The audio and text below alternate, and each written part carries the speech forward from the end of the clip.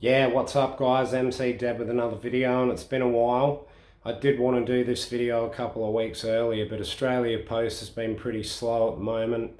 You know, some stuff that I've got from the United States has taken up to 5 weeks. I'm still waiting. So I haven't had a lot of content to show, but I'm really looking forward to this video in particular. I've got a special guest.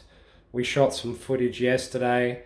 Over the last month, I've picked up 3 Grail pieces, 3 toys, so I'm going to be doing an unboxing of one of those and showing you the other 2. And then after that, we're going to have the usual Blu-ray reviews, stuff I picked up to review for you guys. It's going to be an awesome video. It's been a while, but really looking forward to it. And up next is a special guest. Cheers. Yeah, what's up, horror fans? Here we are today with my father, Chris Chinner. He's got some cool things he's picked up recently. Some stuff from Forbidden Planet to share with you. It's not really horror, but we're going to talk about that later because there is a lot of crossover material with horror and science fiction. So without further ado, Dad, show them what you picked up. Yes, well, Forbidden Planet, as everyone knows, it's in the annals of science fiction, an icon of Western civilization. And most recent, because from 1956, and of course most recently, as what I've got here today, is of course Robbie, as you can see here, which has been terrifically popular because it's such excellent value for money. And you can see a picture of the original, and then the unit here, and it walks and talks, the lights flash, it has some other functions here that you can see on the back of the packaging, which that will show up there. Don't really need to explain there. It's a Walmart special, and I've had it for a while, but I haven't taken out the packaging. But it was a terrific buy. Great and, pickup. Yeah, someone of my vintage. I'm going to be 68 next month, God help me. But I have a real connection with this film to do with my brother, who's 7 years older than me. And our mother took my brother to see Forbidden Planet in the cinema when he was 10 years old. Wow. And it just made an indelible impression on him. And so we've both been fans of the film for many years, and I first saw it as a child on television, a tiny little black and white cathode ray tube on Deadly Earnest in the 60s. Goats of my vintage will remember Deadly Earnest. And old Hedley Cullen, my father actually knew him, and he did Deadly Earnest for years. That was the first time I saw Forbidden Planet. And yeah, so that's Robbie. And just returning to this quickly, there's 3 tracks inside the unit, and it has a couple of lines of dialogue, and then it plays a little bit of the score by Lewis and B. Barron. So you go up here and just press this button. Welcome to Altair Board, gentlemen. I am to transport you to the residence. That's from Robbie's opening scene in the film. Right, then you press it again. Right here. For your convenience, I am monitored to respond to the name Robbie. That's the second one.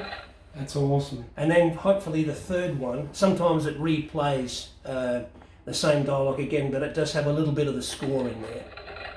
Welcome to Altair Board. If I try it again. Well, But for your convenience. try it again. There's the bit of the score there. Oh, the soundtrack. Yeah, the soundtrack, yeah. That's fucking awesome. Yeah. So there it is. So what we're going to do at a later date is I'll get it out of the packaging and show you it walking and talking with all the doodads flashing. And yeah, there it is. So it was $44 US. I got it on Amazon, and I got it delivered to the house for $66 Australian. That's a So bargain. it's been terrifically popular, which being the most recent piece of merchandising from Forbidden Planet. And was that Yeah. local, Dad, or did you have to get that imported? It was local. Yeah, it was local because this particular one, this Walmart one, has been terrifically popular all over the world. And there was a 50th anniversary. We were going to show some little bits at the moment. I'll just put this down. And for people who are interested in the score, here's the original vinyl score, the That's record, cool. which I got off Amazon. And that's the complete score of all the cues from the movie. It runs for about 35 minutes. And this is still available. Now, this was released for the 20th anniversary of the film in 1976, at which time both the composers were still alive, and they had a premiere night at Grauman's Chinese Theatre. And they had Lewis and B. Barron there, and they had several hundred copies, and they were signing them. So this, wow. Of course, they've printed a lot of copies since then. This is still available, and this is the only time it's ever appeared on vinyl. Imagine this one. Imagine what it would be worth, Dad, if it was signed. Yeah, so and sealed. It was quite inexpensive. I think I got it for about $30. And on the back here, there's the original liner notes, which you can see here. And for anal completist nutcakes, there's actually a still here from one of the deleted scenes. And one of the scenes that was removed from the final print, which showed Commander Adams and Altair being married by the, I think it was the bosun. Yeah, the bosun on the way back to Earth. But they didn't keep that. They edited it out. So they got it down to, I think the original running time was 96 minutes. So that's the score. That's the vinyl one. Awesome. And then what else I have here, just before we get to the other stuff here, because it's so important, is, here's the score, here's the CD. You can see the CD, that was released in 1989, and it's the same score. And there isn't any stereo sound, it's mono, because it was recorded in, well, it's 1956. And you can see on the back there, you open it, and there you see a few little liner notes, and that's a nice shiny CD. You know, because of all this is of galactic significance. You know, so there's a little fold-out thing here. Did you like the score? I thought it was fucking shit. You know, so there it is. There, you know, a few liner notes there. Cool. So that's the soundtrack. And now both of these are still available. You can still get the vinyl. And you can still get the CD online. They're still available. So now we have the. You've got the here's last the big piece. one. Here's the big one. Awesome, one after awesome this one. piece. This is the 50th anniversary DVD. This is the tin, and you get a whole lot of stuff in here. Yeah, 50th anniversary special edition. This is the restoration struck from the original CinemaScope print, and there's a whole lot of bonus features. 6 hours of material. They have thrown in the sequel, the follow-up that Robbie featured in The Invisible Boy. It's a nice piece. And yeah, it's very nice. You slide this off. This is just the cardboard outer, and there's a nice little shot, which they always had the robot, you know, with a naked snatch, you know, and in the arms. They always did that, even though there's no scene like that at all. It's an incredible tin. Here's a nice close-up of the C-57D landing on Altair, and then you open the tin like this. See, nice little imprint. That comes out, right? And then inside there's a kind of a lasered lens effect here, right? This is the slipcase on the outside. You take this off, and then you get some lobby cards. I'll show you those in a minute. Another close up, you know, the 50th anniversary edition, and then all the chapter marks, and it shows you there's your DVD for the restoration, 2006 Forbidden Planet, and The Invisible Boy, which was an immediate follow-up, which is quite frankly an appalling piece of rubbish, but the robot in it, the computer in it was great, right? Because you think of the computer in The Invisible Boy was like me, aging, psychotic. So. A lot of detail there, and there are too many other special features to go into, but just briefly I'll show you the lobby cardboard, which came with this, and they reproduced some of the lobby cards. So they'd be what you'd pick up in the theatre, aren't they, Dave? You'd go to the theatre. You'd go to the theatre and you'd see these displayed in the lobby cards in a frame with a glass over the front, so things like that, and there's quite a few of them. That's a cut from the original poster. And then the C-57D landing, shots of Altair with Robbie. Imagine what she was doing with him at 2:03 in the morning, you know. And stuff like this. There's a whole series of them. I don't know if this box set is still available. I don't think it is. But I was lucky enough to get one, and I think there's 16 or 17 of these things in there. And of course, a few lobby cards from The Invisible Boy, right? So it's that kind of thing, right? So where did you pick that up from? I got Was this that Amazon. Or? I got this on Amazon when there was all the fuss over the 50th anniversary from 2006. So you get all that, and awesome. It all slides back in here, Swines. Great piece. Go back in here, and now there's a second section here in the base of the box, which you can see here. Now here's an ad. I don't know if it's still available, but there was an outfit in the US called Fred Barton Productions, and they were doing a life-size recreation of Robbie. And I actually made some inquiries about that, getting one, but decided not to when I discovered that it was $55,000. That was in 2006. So I haven't looked it up on the internet recently, so I don't know if that's still available. But for anal completists, the original did just go off at auction last year for $5.3 million. Wow. Some lucky kid's got it, you know. So I don't know if this is still available, because this is from 2006. Awesome. And then there's one other thing. Here's a reproduction of the original 1956 Forbidden Planet poster. There it is. There you go. And last but not least, we've saved the piece of resistance for last. You get your own personal little Robbie. Do you like that? There it is. There it is. Oh, except the little ring on the side broke off and disappeared. I was never able to find it. So that's the only part that was missing. So you put all that back in there. And let's put this back in here.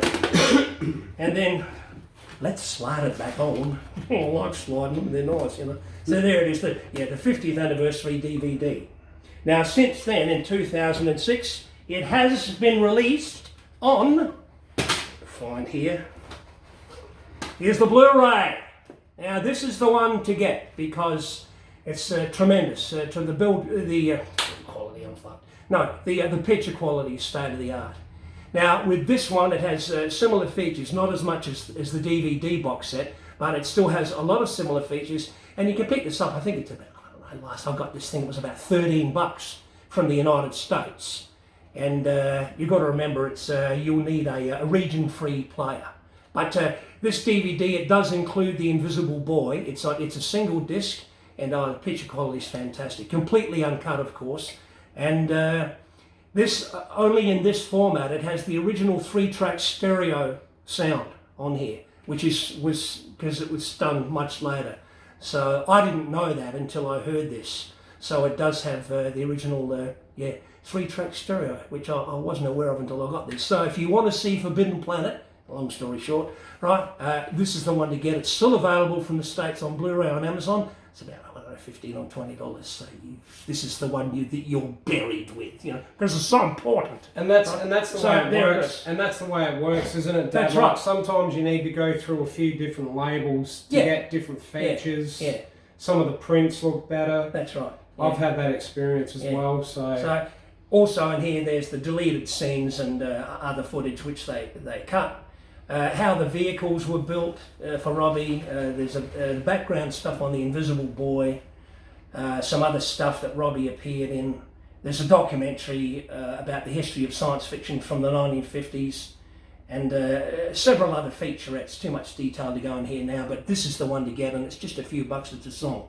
So if you want to see Forbidden Planet in all its restored glory, this is the one. Right, the restored Blu-ray that they did for 2006, and it's just fantastic on Blu-ray. And what was the label? What was the label, Dad? Who brought that out? Well, that was MGM, but this one now here's the interior. There's the disc there. It was originally an MGM release, or the B unit as they used to call them in those days. But there's not that. So there it is, the Blu-ray. This is the one you've just got to have. This is the shit you're buried with, right? You take it, you know. This is the one you go with. So that's all that stuff is still. I don't know about the 50th anniversary DVD, but the Blu-ray, the CD, and the vinyl is still available. So there you have it, Forbidden Planet. Yeah, and thanks for that, Dad. And yeah, obviously, guys, it's a horror channel, but as Dad and I were talking about earlier, there's a lot of crossover stuff, isn't there, Dad? Yes. When it comes to horror and science fiction. There's horror elements in Forbidden Planet is part of the story. So there you go. And, you know, if we're looking at other movies like The Thing, Species, What else have you got, Dad?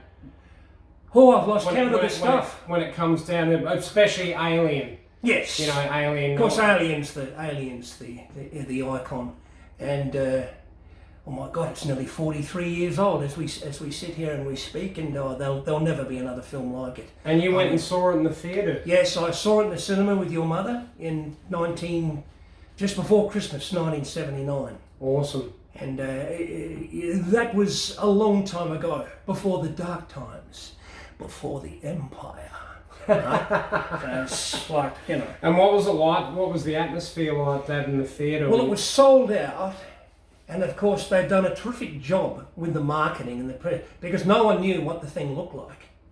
And you've got to remember, this is back in the days, long before computers, CGI. They had nothing except a lot of lighting, a guy in a suit, and shoot it in such a way that any overheads you'd hide the wires. But it was the last film of its kind where it worked on, it wasn't what you did see, it was what you didn't see. Oh, definitely. It was what you couldn't see, except for a few close-ups. And when you did finally see them, yeah, it was horrifying. But really didn't see much of the Alien, and no, I think that it was that chest burster scene. The chest burster, that was just years ahead of its time. I mean, I remember seeing it with your mother, and it was packed out. There was over 300 people in the cinema, and it was just pin drop silence from the time it started, except during the opening credits. And there was a credit for the three producers. I think it was Walter Hill, David Giler, and Gordon Carroll were the three producers. And just as this was showing on the screen before Ridley Scott's credit, this prick, three seats down, yells out, "Oh, well, I didn't underwrite the movie!" This is the joys of being in a public place, right? It's just like which didn't kill the mood at all, right? And I'm just sitting there going, "Oh, for fuck's sake," you know, it's just like, so there's always something.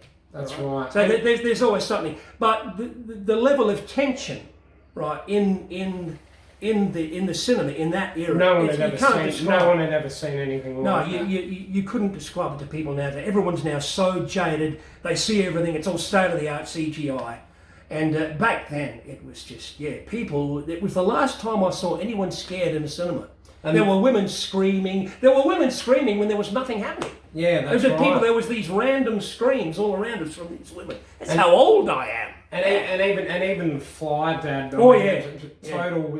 Obviously, the original film was an entirely different film. Oh yes. But yes. David Cronenberg's remake of The Fly, like, it's up there with one of the greats. Yes. And that's a science fiction horror movie. Yeah. Yes, The Fly, Goldblum's The Fly. It's an icon. It's a gross out of a fucking movie, but a cool movie nonetheless. But Goldblum, he was just a revelation in that part. You look at it now, because it was 86, can't imagine anyone else really playing that now. No. And it wasn't that, again, before the CGI, and it was all live and makeup, and it was a fantastic job. And I know David Cronenberg, for anybody that's interested in his films, David Cronenberg's actually about to make another movie. And he's practically been in retirement for quite some time, Dad. But can't recall the name of the film, but it'll be his usual body horror. Yes, shit. Cronenberg. I remember seeing one of his films with my mother, Dead Ringers. Dead Ringers. God, that was the one with Jeremy Irons. Mum wanted to go and see it because she was a big fan of Jeremy Irons. But when it got to the scene with the surgical instruments for mutant women, fucking nightmares. God! And of course, nightmare. I mean, you've had some great experiences seeing horror films in the theatre. What about Scanners? Oh my God, Scanners. Well, while we're on the subject of Cronenberg, what about Scanners? Me in the theatre and Scanners in 1981, back in the days before the wireless and kinematograph entertainment. We young lads had to make our own amusements. So bugger me. Right, I'm all wired about seeing Scanners, and of course that was the film that put Michael Ironside on the map. So I'll go along to the old Academy cinemas in the city, long since demolished, and I'm wired because I'm at this 8:30 session, right, and it's packed out, but it was a double bill, right? And I was just that impatient to see Scanners. What was the other film playing? I can't You remember. don't It was the- some Z-grade piece of shit about some thing crawling out of a wicker basket. Very memorable. Basket And I case? sat something like that. might have Anyway, been basket. it might have been the first basket case actually. Yeah. I sit through this fucking thing. Right, I'm getting more and more angry. So that's fine. It's a piece of junk. Oh, it's all right. You know, interval in a minute, right? So the piece of junk finally finished. And right next to me, in the seat next to me, and sitting there's this young couple, and they're talking. The shit you see when you're out of ammo. And I think, let it go, let it go, let it go. Right, we have the interval, 20 minutes, we come back. Finally, fucking Scanners starts. I've died and gone to heaven. These two fucks still going. So I turn to these two, right? I turn to these two diaper stains and I say, look, I've had it with the talking. I paid $7 to see this bloody thing. Back then it was $7, can you believe it? I'm that old. I paid $7 to see this bloody thing. Are you going to shut the fuck up or what? Words to that effect. Because, you know, milk of human kindness by the court in every vein. And these two turds just like hunched over, got up and walked out. But anyway. Smattering of applause. And we watched Scanners without the talking. Anyway. That's it. I reckon we might come to the end. Stop there because We're we've done 21 minutes. And Dad's in his usual form, which was cool. I hope you've really enjoyed this video. I wanted to do a special on sci-fi because it does cross over into horror a fair bit. Yeah. What we're going to do now is we're going to have a special unboxing. And Michael's got a big one for you. It's huge. Thanks a lot for sharing with all the fans your stuff, Dad. It's been great. Thanks, guys. Sorry. Yeah, so what's up again, horror fans? I've got a special unboxing today. I've got a Grail piece that I've just received from the post office in the mail. Let's have a look what it is. So we'll just open this sucker. And there's a fair bit of tape, so I'm going to have to cut around the side without damaging it.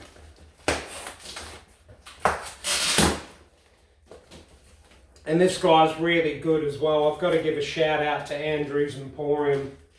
I've bought a couple of things off him now. I'm going to be showing some other stuff when I head out tomorrow.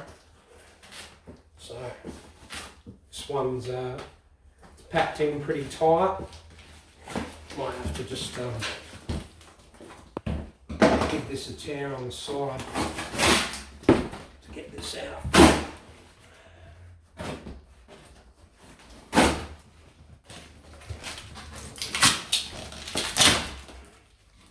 Yeah, it's packed in real tight. Nearly there.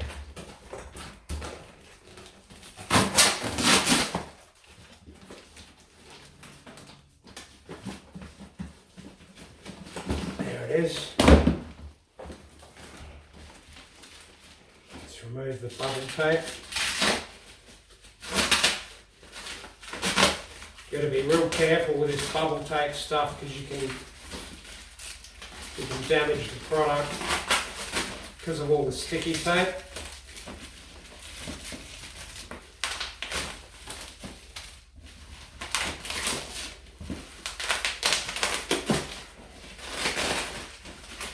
Yeah, he's packed that in tight, which is good.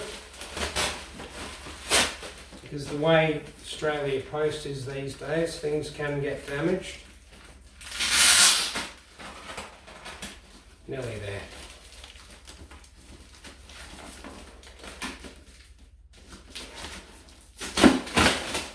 There we go. This is where I've got to be careful because the front of these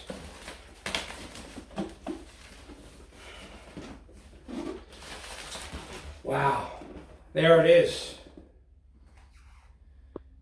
I don't know how well that's turning out on the video. Oh, I've just come up here. We got a bit of glare. Yeah, there we are. Now we're right. Let's get your The, head in. Halloween double pack the night he came home with Dr. Loomis and Michael Myers. There's not many of these available. The only ones I've seen on eBay have either been missing parts or been damaged. So that was an awesome piece to get from Andrew's Emporium. shout out to him. He got a great deal on it. Ended up being about $360 plus shipping. But yeah, it's a nice piece. Happy to have it. And yeah, something nice to have for the collection, horror fans. That's it. That it? Cheers. Right. So yeah, guys, I did forget to mention that this was released in 2004 by Necker and Real Toys. So I think it was an amalgamation between the two. But yeah, just forgot to add that detail, but really happy to get this piece. It's just amazing. So really going to enjoy it. And as I said, there's next to none available. So what an awesome pickup. Yeah, guys, so this was the 25th anniversary box set I just picked up for Friday the 13th part 2. And I managed to pick it up for $260 plus shipping on eBay. The only other two that I've seen on there were $368.14 with free post from Singapore, and I would never ever fucking buy anything from Singapore because I'd be worried about whether or not it's legit. And the other one was $307 plus shipping locally, and it was trashed. For something that's this old, 2005, so do the math, it's coming up on 16 years old. It's in remarkable condition. And sorry about the glare there, but basically it features Pamela Voorhees from the first film, and obviously Jason with that like iconic scarecrow weird fucking hat on his head. It comes with another head next to it, and it's also got that classic shrine from the second movie. I always loved that about the movie, that shrine, that somehow he'd kept his mother's head on a shrine like that after the events of the first film, which I won't try not to spoil, but I already have, so that's all right. But yeah, incredible pickup from this guy Andrew's Emporium. I'll have another piece. In fact, I'll have 2 more pieces to show in this video. So yeah, incredible to get, and I just want to try and show a bit more of it without the glare. But just the detail is incredible in this box set. So happy to get it. Happy to get it, guys, and a valuable addition to the collection. And the last one I've got to show today is actually the first one I picked up from the same guy, Andrew's Emporium. Shout out, man. I'm absolutely over the moon that I was able to get all 3 pieces from you, and I do hope that you have more in future, because I'll definitely look at picking those up. But this, of course, is Screen Grabs. This is off the Mezco line, Cinema of Fear. It's the Nightmare on Elm Street 3 snake scene. If everyone's familiar with that movie, where she's getting swallowed by Freddy as a snake in that dream sequence, so that's able to pick that up a bit better there without the glare. But luckily it's overcast today. I'm able to show this stuff a bit better. But yeah, I think I ended up paying $70 for this. I mean, he gave me a great deal on all the pieces. Like, I must admit I haggled a bit, because you have to when you're a collector. But I was really happy to get this. I absolutely love the Nightmare on Elm Street films. They're some of my favourite horror films of all time. So stoked to get this piece. Awesome. Yeah, and the first Blu-ray I've got to show you this week is a old Mondo classic from 1980.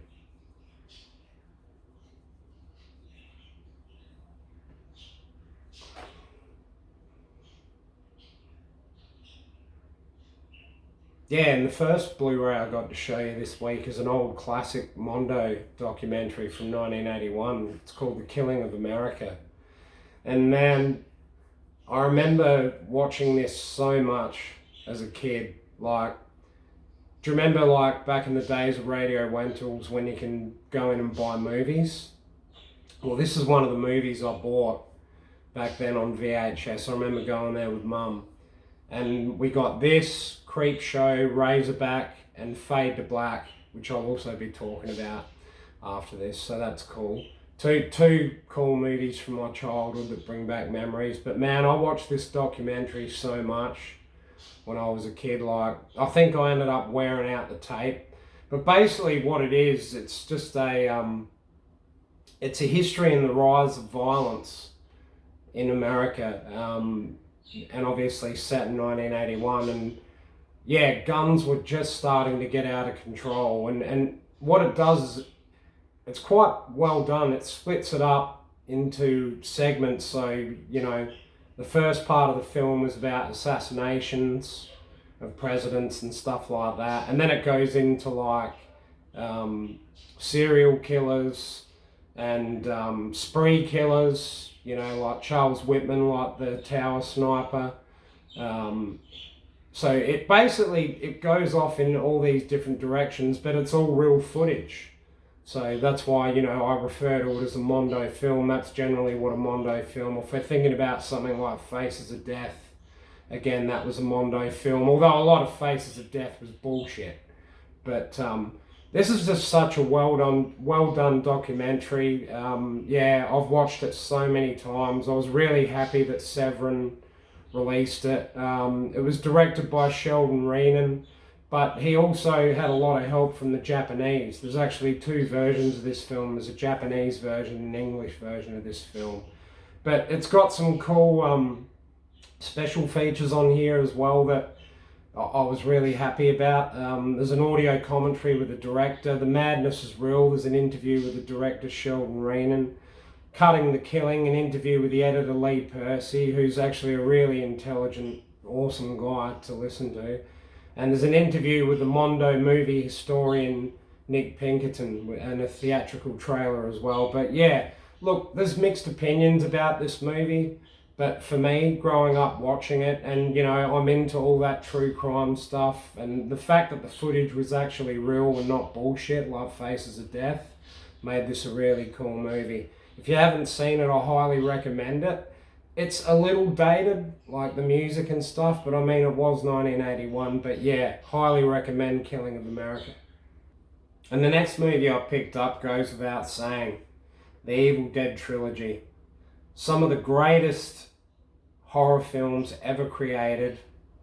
And again, I go back to my childhood, going to the video shop and picking up Evil Dead.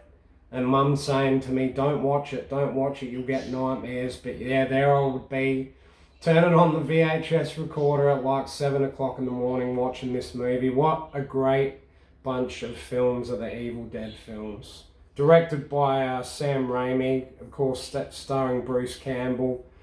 And what's it about? It's basically it's almost a take on like a zombie thing, but they're demons. So it's a really simple story in the first film. You know, a group of kids traveling to the woods. They go into they stay in a cabin, and all this weird shit starts happening. And basically, it's based around the Necronomicon, like the Book of the Dead. And if you read the incantations out of the Book of the Dead, you summon these Kandarian demons. And one by one, these guys get possessed. And of course, Ash is just like this, you know, starts out as like this really quiet, like simple sort of guy, and just gets more and more crazy as this goes on. But I'm not going to say too much about it because there might be people that haven't seen it. But an absolute classic trilogy of movies, just so well done, made on such a small budget. Like Sam Raimi, I know, made this for like, I don't know what it was, but it didn't cost much, and you know, he couldn't pay his staff, and it just turned into this phenomenon. And this is from Studio Canal. They've done an incredible job on the prints. It's a 2013 release, so it's been around on Blu-ray for a while. But yeah, after the first film, the basic story is he continues in the second one, and they'd made so much more money by then. So the effects in the second one, like I love Dead by Dawn. It's probably my favourite out of the three films. But yeah, that got crazier and crazier. And then of course, like Army of Darkness, he travels to medieval times. And again, the effects were even better. Like Greg Nicotero, obviously known for The Walking Dead, he was involved in that. And yeah, just a great trilogy of horror movies. And look, personally, I love the remake as well. Like, I loved what Fede Alvarez did with the remake. I thought it was a beautiful, like, fresh new take on the whole series. And even the show, like, I didn't mind the TV series either. I mean, it wasn't as good. That's why it only ran for a couple of seasons, but highly recommended. I picked this up with a beautiful slipcover. I really enjoyed the way this looks on the inside. You know, with that artwork there and the discs. Yeah, just an incredible release, The Evil Dead. Highly recommended. It's in my top 10. I know I always go on about my top 5, but yeah, it's definitely in my top 10. Great movies, Evil Dead. Yeah, what to say about this movie? What a weird movie this was. Stephen King even said about it, the film wields an eerie, spooky power. It's basically a slasher film from 1979, directed by David Schmoller and starring Chuck Connors. Such a weird movie. It's basically set in Slausen's Lost Oasis, which is like this, like a tourist attraction, and there's all these dolls living in this house, and it's a straight slasher movie. These people go there and check it out, and the guy that owns it, Slausen, he's got telekinetic abilities, so he can control these dolls and make them do all this murderous shit. And then, like, he's running around dressed up as well, and like with the weirdest voice. It is the weirdest voice I've ever heard from an actor. It was a really, really cool, quirky movie. And even the music at the start of the film, like as the credits were rolling at the start, was just so strange. Like this clockwork sort of like weird, I don't know, music. But some really cool kills in this as well. But look, I'd need to see it again. I didn't think much of it. It's a cult classic.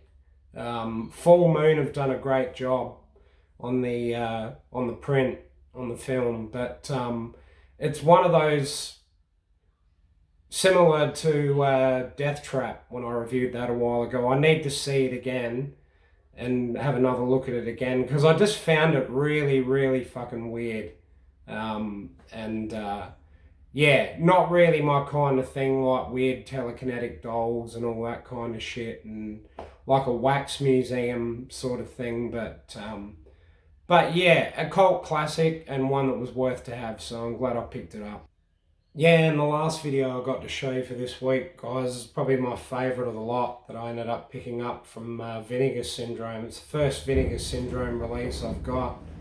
And of course it's Vernon Simmerman's Fade to Black, starring Dennis Christopher and Mickey Rourke. Absolute classic slasher film. When it was released, it didn't have much fanfare. I think it was pretty much drive-in material and like late night trash cinema.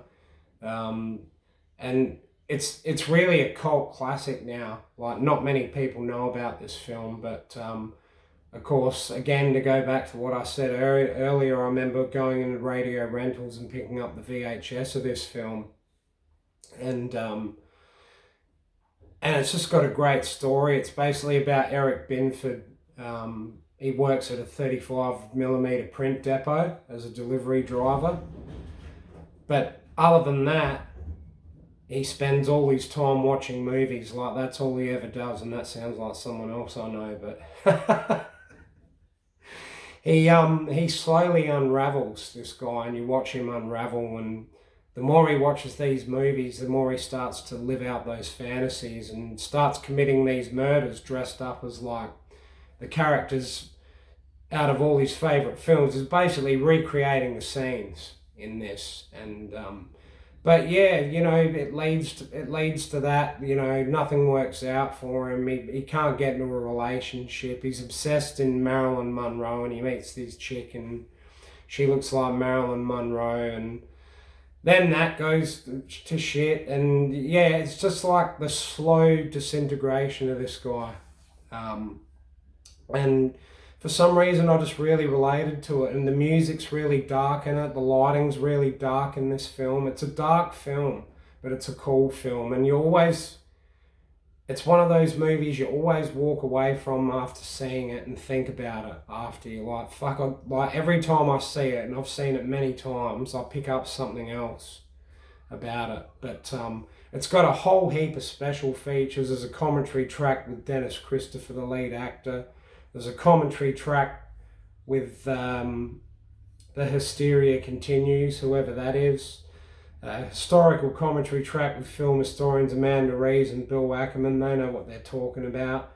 And then Living and Dying for the Movies, an interview with lead actor Dennis Christopher. A whole lot of other stuff as well. I won't read it all out, but Vinegar Syndrome have done an incredible job with this release. It's got an awesome reversible artwork sleeve, which I'll show you. And that's the artwork I remember.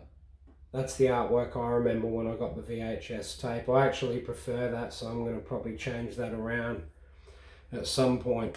But yeah, anyway guys, that's it for the review portion of this video. It's been a cool video. It's been really different. I'm glad to have got this gear now. It's made it a lot easier. The camera's a lot more stable. I think the videos are getting better as we go along. It was awesome to have Dad on board to share his stuff as well, and yeah, it's been cool. It took a while because of postage, but I'm glad to have done it. Keep watching my channel if you like my content. Like and subscribe. Peace out. Easy.